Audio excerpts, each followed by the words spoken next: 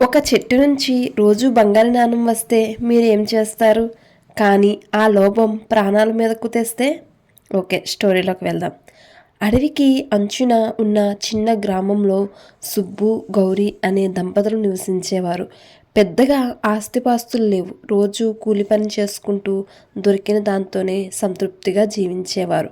మనకు ఆరోగ్యం ఉంది, ఇద్దరం కలిసి ఉన్నాం, ఇదే చాలు అని గౌరీ తరచూ చెప్పేది.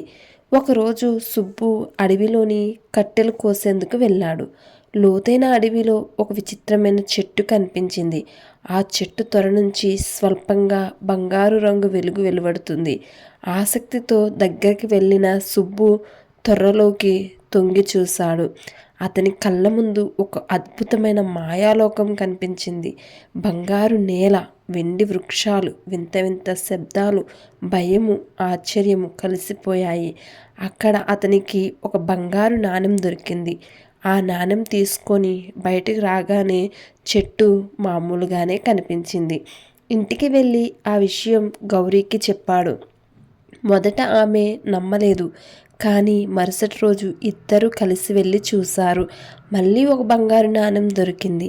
రోజుకి ఒక్క నాణెం చాలురా, దేవుడా మనకిచ్చిన వరం ఇది అని గౌరి ఆనందంగా చెప్పింది. కొన్ని రోజులు అలాగే సాగింది.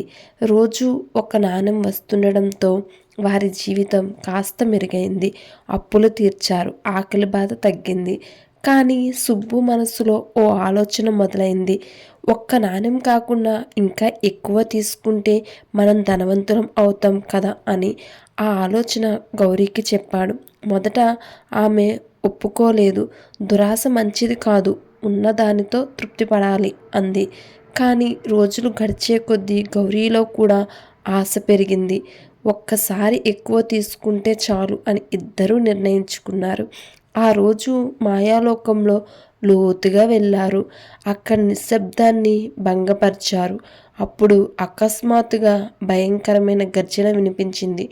ఆయుధాలు పట్టుకున్న రాక్షసులు బయటపడ్డారు. మన లోకాన్ని దోచుకోవడానికి వచ్చారా అని గర్జిస్తూ వారి వైపు పరుగులు తీశారు. ప్రాణభయంతో సుబ్బు, గౌరీ పరుగులు పెట్టారు. చెట్టు తొర్ర కనబడగానే అందులోకి దూకారు. క్షణాల్లో భూమి మీదకి బయటపడ్డారు. కానీ రాక్షసులు ఆ రహస్యం తెలుసుకున్నారు. ఇక వీళ్ళు మళ్ళీ రాకూడదు అని ఆ చెట్టు తొర్రను ఒక భారీ బండరాయితో శాశ్వతంగా మూసేశారు. సుబ్బు, గౌరీ ప్రాణాలతో బయటపడ్డారు. కానీ ఇప్పటికే తెచ్చుకున్న బంగారం కూడా గందరగోళంలో పోయింది. అప్పుడే వారికి తమ తప్పు అర్థమైంది.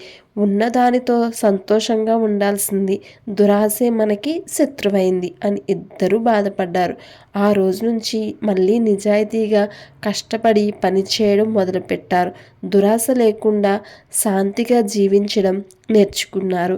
ఈ కథ చెప్పిన పేదరాశి పెద్దమ్మ పిల్లల వైపు చూసి, ఈ కథలో నీతి ఏంటో చెప్పండి పిల్లలు అని అడిగింది. పిల్లలందరూ ఒక్కసారిగా దురాశ దుంకానికి మూలం అని చెప్పారు.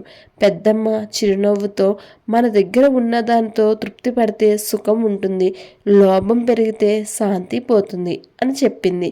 ఇంక పిల్లలందరూ కథ కంచికి మనం ఇంటికి అంటూ ఆనందంగా ఇంటివైపు పరుగులు తీశారు. ఓకేనా? ఈరోజు స్టోరీ నచ్చిందా? స్టోరీ నచ్చినట్లయితే ప్లీజ్ లైక్ అండ్ సబ్స్క్రైబ్.